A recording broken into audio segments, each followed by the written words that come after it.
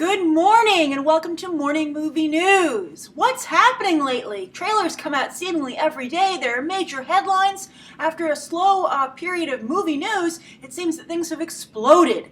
Well, the reason is that summer is so crowded. It's such a crowded release slate of so many different films coming out week after week with no breathing room that while we've always known that movies have to jockey for release dates, now you're seeing them jockey for headlines. And films are coming so fast and furiously that you can see that films can't even hold on to a headline for a day, for 24 hours. One of you even recently asked me who was the big winner on Monday in terms of headlines, with Foxx and their Days of Future Past trailer, the second trailer that came out, and also Avengers 2, the set leaks of Scarlet Witch and Quicksilver. And there's also, I don't want to give it away, but there's rumors that we'll be seeing them sooner rather than later on the big screen. So keep your eyes peeled, and if there are any credits you're sitting through, you might want to sit through all the way till the lights come up. All right, so that's just a friendly warning from some of our friends in the UK who have let me know about a certain spoiler in a certain Marvel movie. So anyway, I think that in terms of that competition on Monday, to answer that person's question, and I did on Facebook, I think that Foxx won the day. Amazingly, it just shows that even Marvel can be, surpassed in terms of this headline game.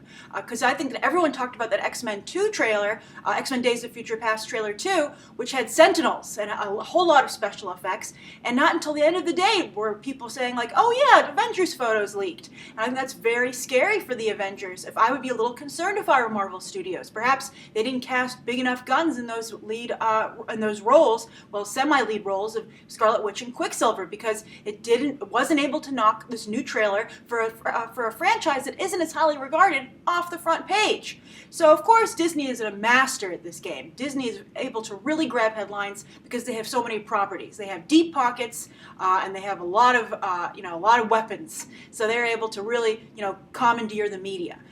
Because not only do they have a lot of projects, but they span lots of different interests. So it doesn't seem repetitive, even though it is all coming from the same studio. Your Maleficent news, your Star Wars news, your Marvel news, etc.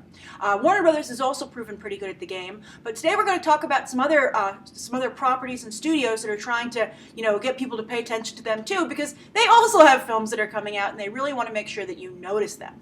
So the first story of the day is Amazing Spider-Man 2. They've been doing a pretty good job staying on people's radar. They're lucky enough to be the film that kicks off the summer movie season. That first weekend in May, huge release date. It's like a holiday for all moviegoers. We get to go out and kick off our season, and always, hopefully, we like to see it start on a good note. I think it will with Amazing Spider-Man 2. But anyway, they have a big cover story coming out in Entertainment Weekly. And so yesterday, Entertainment Weekly teased the issue, which hit stands on Friday, and they were like, don't you want to buy this? And I was like, why would I buy it when I can read it on your website a day or two later? But anyway, they did give some teasers as to what the magazine will entail. And one was our first really good close-up look of Dane DeHaan as the Green Goblin. And he looked like a meth addict. And I'm wondering, at first I chuckled about it, and I was like, hilarious. And then I was like, wait a minute. Is this like some kind of underlying message from Mark Webb about how drugs destroy our soul? And if you're taking meth, you're doing what Harry Osborn does to himself? And hey, take a look at that. Kind of like on a grander comic book scale. I kind of like that. I love it when comic books root themselves in reality. For instance, when I was, I used to, back when I was pitching to DC won't hire, by the way, people who report on comics, so they will never hire me. But back when there was a potential that they might hire me as a writer, I had written a spec script for them where Superman had to battle meth addicts, and so I thought that was very interesting because it was something that, how does Superman fight addiction? So I thought that was an interesting thing to explore, and I think I'm very happy to see Mark Webb perhaps exploring that here with Green Goblin, the Dane DeHaan character, Harry Osborn. So I think that sounds phenomenal. So I really like that. I'm a big Dane DeHaan fan. I'm very excited to see what he does with the character. As soon as I saw him in Chronicle, I was like, here is a villain that you can kind of, relate to, and you can see shades of gray. And I hope that he brings that to his role here. And speaking of villains, that was the other big headline so far that's come out of this Entertainment Weekly coverage for Amazing Spider-Man 2. And that's at the end of this film is going to directly set up a Sinister Six movie. We see a slew of villains in this movie already. Some are wondering, too crowded? Sony goes, heck no, it's the beginning of our team of villains. Some people have the Avengers, the Justice League, the other studios have teams of heroes. we're going to have a team of villains. So look for a lot of character development then. I mean, hopefully I'm sure Mark Webb understands this. I think he's a very sophisticated filmmaker, but he's going to have to not only introduce these villains, but make you care about them and want to follow their storyline. So I'm very curious. I've said this before, I think we're entering the age of villains. We have Jesse Eisenberg's Lex Luthor coming up, which I hope will be a sympathetic character with also shades of gray. We have Maleficent, played by Angelina Jolie. They're giving her a lot of shading, a lot of definition. And of course, we have Loki, Tom Hiddleston's character, who I feel really kind of, to some degree, kickstarted this. Some would argue that it was Heath Ledger's The Joker. And I think definitely that showed what an actor could do with the role, that a villain role shouldn't be thrown away. It wasn't just a great chance to vogue or, get some laughs like the way Jack Nicholson played it, but it could be something that was really it could be respected as art, an art form. Heath Ledger won an Oscar for that. And, Johnny Depp perhaps maybe even started things with getting an Oscar nomination for Jack Sparrow, showing that if you really went far enough and you're really committed, there was respect to be had for these high concept, high profile, these roles of creating these fantasy characters. So I think it's all very exciting. It's a very slow evolution, and then we get Sony's Sinister Six movie. So I'm curious to how you guys feel. If you think this movie has a second agenda of having to set up a team of supervillains in Sinister Six, can it do that? Also develop Peter Parker and Gwen Stacy's relationship and possibly kill Gwen Stacy off, all in the same movie? I guess we can see now why Mary Jane had to be cut. There's just no room for her. So I'm curious, what you guys think. And also, do you think you would ever go and see a movie about villains? And if they have to be sympathetic and something that people will root for, can Hollywood really make them as mean as they need to be to qualify as villains? I mean, I think to some degree, with the exception of Green Goblin, Spider-Man's villains have always kind of held back a little bit. I've always argued he's his own worst enemy, actually. Peter Parker. I mean, he's not like a Joker who goes around. His villains don't usually kill people, except for the Green Goblin. So they could be perhaps more sympathetic. They're usually a bumbling rogues gallery, almost like the Flash's rogues gallery over in DC. And they have a lot of fans and have often had, they've had their own comic many times. And people enjoy them. Captain Cold, he's even on the Justice League right now. But so is Lex Luthor.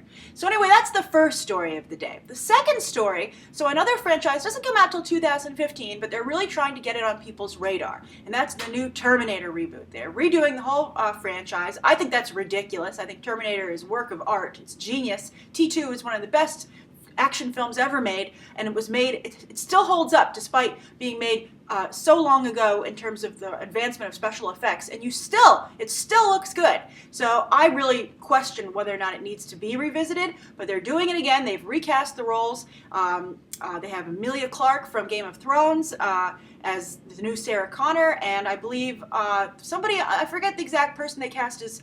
They have Kyle Reese and they have a new John Connor, and one of them is Jason Clarke, I believe, from Dawn of the Planet of the Apes, and so he's in that film as well. Very weak casting, and of course, Arnold's in the mix. So Arnold's been talking about it, and I guess because he's doing press for Sabotage, and someone said, "Well, hey, Arnold, how can you still play the Terminator in a reboot, no less, when you have aged? All the other characters are back, have been reset to younger versions. Yet here you are." Having aged along with the franchise. And, Schwarzenegger didn't say the real reason where he's like, I'll be damned if they're going to make a Terminator movie without me. And also the fact that I think Megan Ellison was originally involved. I think her brother is still involved. He's with Skydance. He's a big film financier as well. He is more blockbusters. She is more artistic films. Like she was behind, I believe, American Hustle and such. She's a big supporter of artistes in Hollywood. But she dropped out of the Terminator reboot, I think because she felt it didn't fit with her portfolio. But he's still on board, and I think they're probably scared to make a Terminator movie without Schwarzenegger as well. I think they should try it. I mean, if they're going to cut the cord, cut the cord. But anyway, Schwarzenegger decided to give a different answer, which, while I feel was, backpedaling a little bit, I felt was actually somewhat intriguing, though. And he argued that while a Terminator is always a machine underneath, they do have flesh, organic human flesh, on top of that machine. And the thing is that flesh ages. And I thought that was a really interesting concept. How would a machine age? It has all this experience. It's had all these things happen to it.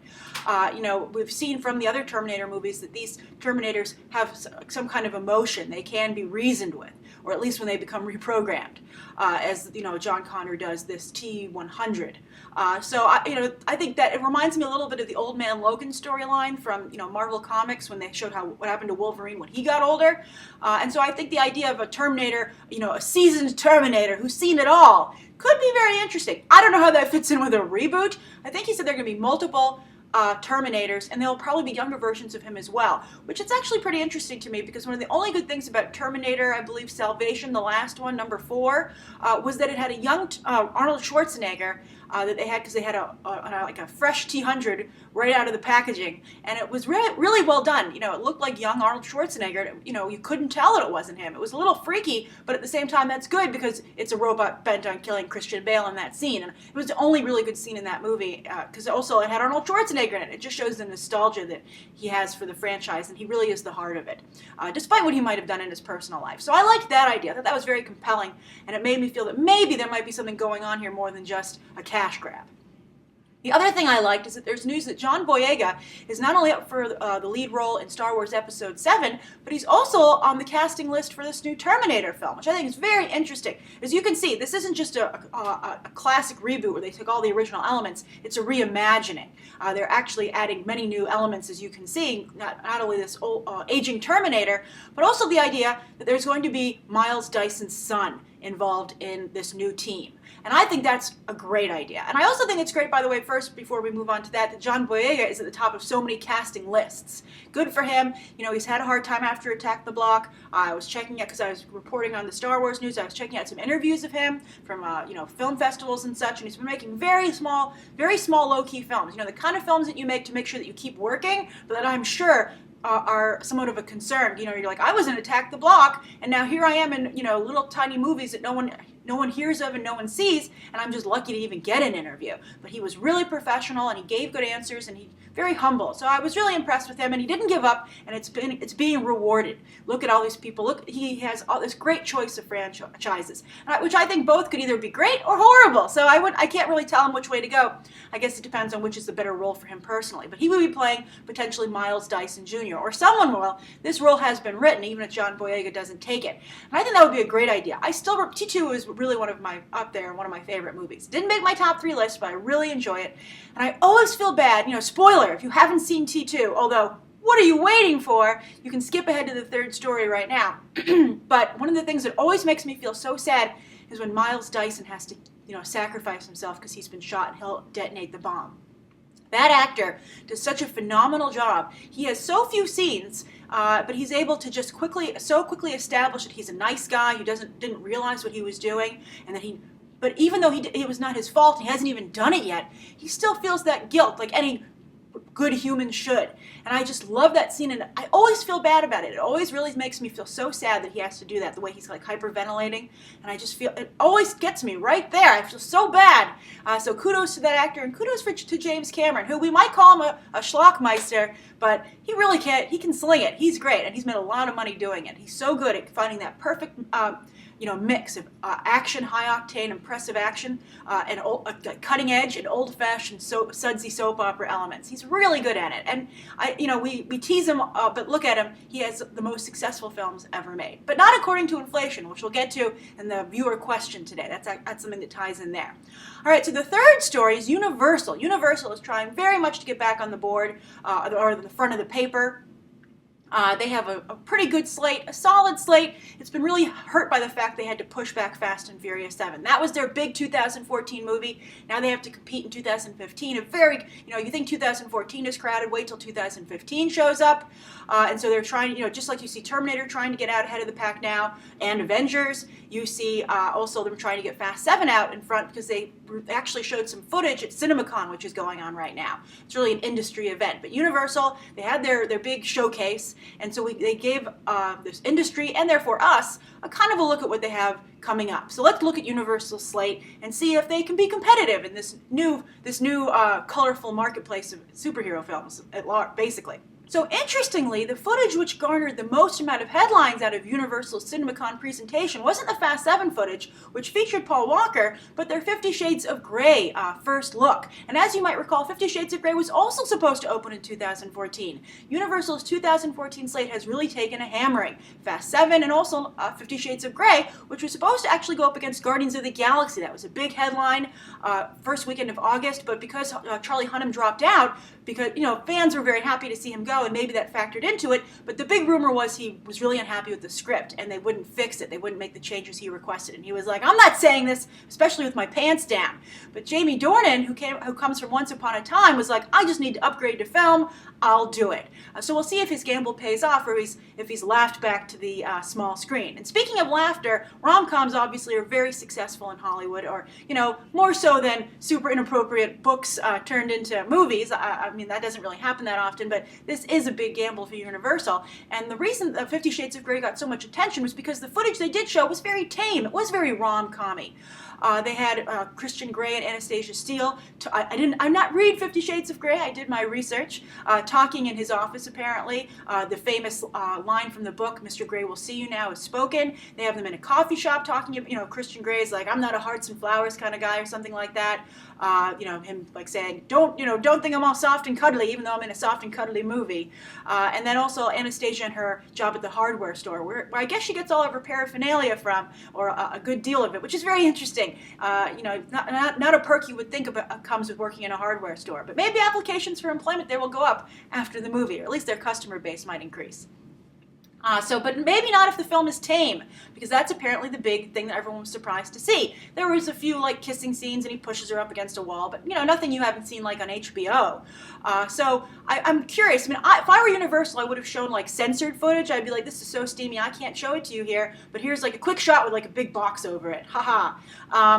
But no, they didn't, and they didn't address the fact that this wasn't particularly steamy. Maybe they haven't shot those scenes yet. I don't know. But I think if Universal thinks that they can try and water this down to make it more palatable to mainstream audiences who haven't read 50 Shades of Grey, I think they're mistaken. They need to embrace the nature of this. It's like another Basic Instinct or something like that. One of those few really Showgirls, of course, crashed and burned, and this stuff usually does crash and burn. But if you can get a film, Magic Mike, I think to some degree worked, although Magic Mike was surprisingly tame.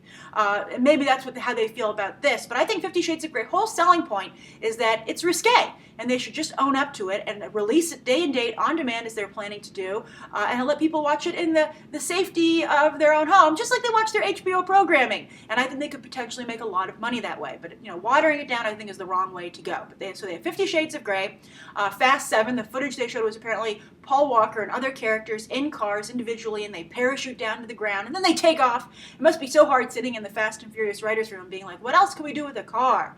And then also Michelle Rodriguez, they showed her in a fight with another woman, all wearing gowns at some fancy event. And I immediately thought of Paula Patton in Mission Impossible Ghost Protocol. That obligatory, okay, you're a tough chick, but you have to dress up here. Isn't that hilarious? You feel so uncomfortable, and that you can just see how the scene plays out. But I also think it's funny, they always find a woman in these gangs for the other woman to fight. It's like, as soon as they meet up, they're like, hey, there's the person you're going to fight, Michelle, because there's only one woman here. I like the fact they don't try and get across the fact that a woman can really take on a guy in a fist fight. I mean, it's just the laws of physiology and testosterone. It would be very difficult unless she had a weapon in the upper hand and the element of surprise. But I don't know. I think at some point Michelle Rodriguez, if she's going to keep getting into these fights in the Fast and Furious movies, she's going to have to fight a guy at some point, I would think, or try and avoid it. But it never really seems to come up. But anyway, what else did they talk about? Unbroken. That's Angelina Jolie, her second directing outing, and it's the Louis Zamperini movie. The Olympian who became a POW for Japan. But it's interesting, Angelina Jolie was there. She gave a little speech, and they even said at Universal that we really feel this project didn't gain any momentum until Angelina Jolie, and they called her a force of nature, came on board. And I have to question. I know Angelina Jolie is Angelina Jolie, but to put so much focus on the people behind the camera and almost none on those in front of it seems like an odd advertising strategy. I mean, when you watch this movie, is it going to be a split screen? On one side, are they going to have the movie, and then on the other side, they're going to be like, here's Angelina Jolie as she makes this movie. It just seems very odd to me. But we'll see if it pays off. The Coen brothers wrote the script. There's certainly a lot of prestige here, and I think it's a lot more high profile than her first film, On the Land of Blood and Honey. But anyway, so then they talked about the rest of their slate for 2014. They have Neighbors still coming out. That's the Seth Rogen, Zac Efron movie. A Million Ways to Die in the West. That's the Seth MacFarlane film. It'll be interesting to see if the popularity of Seth MacFarlane can counteract how Westerns have been a flop consistently at the box office these days. Also, Lucy, that's the Luc Besson actioner starring Scarlett Johansson. I'm very excited about that. It comes out surprisingly soon. I can't believe we haven't seen any advertising for that. Maybe they're going to move it. And then also Dumb and Dumber 2, which is a November release, I believe, November or December. And I think we haven't seen a trailer for that, but it's a little early. I bet we see it in front of A Million Ways to Die in the West, if I had to bet. So that's their slate. I'm wondering if you guys think that's a strong 2014 slate or a little weak. You can see their big guns. 50 Shades of Grey and Fast 7 had to move to 2015. But then also something else I talked about that I thought was very interesting was that they admitted as a distributor that studios need to use the whole calendar because summer and now the holidays are just too crowded, and there's just not enough room for everybody, and a lot of high-profile, expensive films are bombing because it's just too crowded. And I think you're seeing that start to happen already. For instance, I talked the other day about Foxx's release dates they'd set up, and they put Wolverine in the first weekend of March, which is typically for those outside of the box blockbusters like 300 or Alice in Wonderland, Watchmen, things that you weren't sure bets, that you wanted to try and get out in front of the pack. But now if Wolverine's taking that date, where are those movies going to go instead? And you might have a situation where blockbusters come out. We've talked about this before. It's been a viewer question about why don't studios use every weekend to release blockbusters. And potentially they will. I mean, some people argue, well, this is a bad time to go to the movies. People aren't into it at this point. But maybe they just don't release the right movies. I mean, whenever Avengers 2 were to come out, people would go, I assume. Is there any scenario you can think of where you would be like, you know what? It's cold. It's February. I just go to the movies in February no matter what comes out. Is that really the case? Except for there are some holiday weekends in the winter that do pretty well. All right, so anyway, that's the third story of the day. Let's go on to the viewer question. This comes from Bakiel Star from Germany. I think that's awesome. And it says, hey Grace, love your show. What if question? I looked up the top 10 movies with the highest adjusted gross. As I said, that's adjusted for inflation. So he's talking about, he or she, Bakiel Star from Germany, is talking about the fact that if you were to adjust for inflation in terms of money, you would see that there's a very different top 10 grossing films of all time. You'd see something very different. So Backhill Star goes on to say, for instance, Gone with the Wind, Avatar, Star Wars, Titanic, The Sound of Music, E.T., The Extraterrestrial, The Ten Commandments, Dr. Zhivago, Jaws, Snow White and the Seven Dwarfs. Do you think these movies would be as successful if they would be released today instead of their original release dates? Disregarding Avatar, of course, which is pretty new. Same story, just updated visuals. For example, I doubt Snow White would be enough for the fast-paced, action-addicted animated filmgoers of today. Excellent question, Bokil Star, but something I want to point out to you about the list you've put together here is that to release these films today would counteract why they made so much money in the first place. And I think if you really look at this list, you'll notice that they're all, for the most part, game changers to the movie industry. Something totally new, and that's why they did so well. So to release them, first of all, they wouldn't exist today because these are the movies that paved the way for such a film to exist. Now, for instance, you bring up Gone with the Wind. Huge epic film, 1939, I think first big epic romance made of that scale. 1939, great year for film. But so, I mean, you could argue Wizard of Oz came out at that time, but nothing like Gone with the Wind. Gone with the Wind was just an epic, almost like the first Titanic, but Titanic would change the game also as well, and that's why I think it did so well. So there's a game changer there. Also, Avatar obviously was the first, I think, really big 3D film that people embraced. And so I think that's why that film made so much money. Not because of the some people like the story, but people love going to Pandora in 3D. Star Wars, first big sci-fi fantasy film. Total game changer. I mean, those films didn't exist to such a degree that George Lucas was able to get the merchandising rights because studios didn't realize that those were valuable. They were like, sure, you can have those. Haha. And they laughed, and then they really cried. The Titanic, that was a special effects bonanza. Just, I think James Cameron always pushes the edge of the envelope in terms of what can be done with special effects. People didn't go there. I mean, the Jack and Rose romance, I think, really helped the box office because a lot of, I believe especially a lot of teenage girls in Asia went a number of times for Leonardo DiCaprio. But, a lot of things that got people to go in there first and why it won so many Oscars was because people wanted to see the Titanic sink in a very believable and heartbreaking fashion, which Cameron, I think, pulled off. You say what you will about the narrative aspects of that film, but the ship sinking sequence is still amazing. Really well done.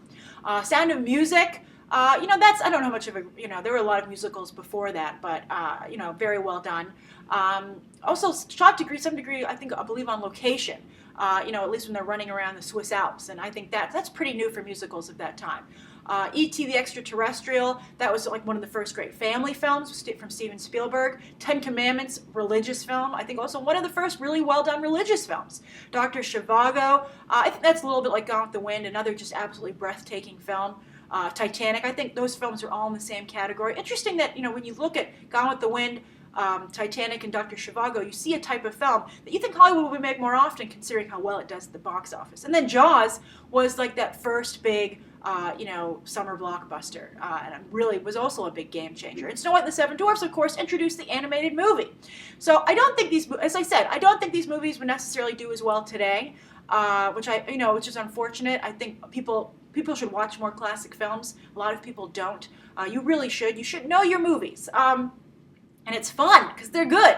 But anyway, but as I said, these movies it's like time travel. It's like, we'll do a little Doc Brown hypothesizing here. If you were to release let's take Jaws today, you couldn't. Because Jaws set the groundwork, the framework for the summer blockbuster, that fun movie that comes out and that plays for a long time and gets everybody to go.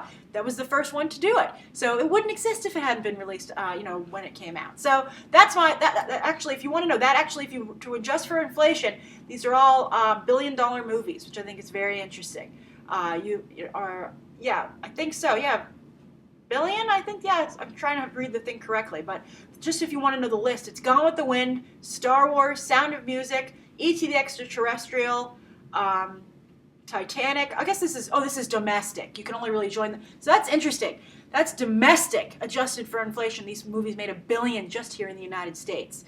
So Gone with the Wind, Star Wars, The Sound of Music, E.T. the Extraterrestrial, Titanic, The 10 Commandments, Jaws, Dr. Zhivago, The Exorcist, and Snow White and the Seven Dwarfs. That's your original $1 billion club, actually through Dr. Zhivago, so through number 8. And just domestic, that's really interesting. And the earliest film on that list is 1997 with Titanic. But a lot of them are pretty old, which is really interesting. Jaws, 1975. All right, one of the best films. That's how they taught me filmmaking off of that movie. It was really great. I had a film professor, and he would just show us clips from Jaws. He wouldn't even tell us what he was showing us. We had to sit there and be like, why is he showing us this? What is the point of this? Oh, I see. Brilliant Spielberg. I'm a big Spielberg fan. All right, so that's today's morning movie news. Thank you for tuning in. Write down below what you'd like to see covered tomorrow and any questions you might have. Thanks for watching. Bye.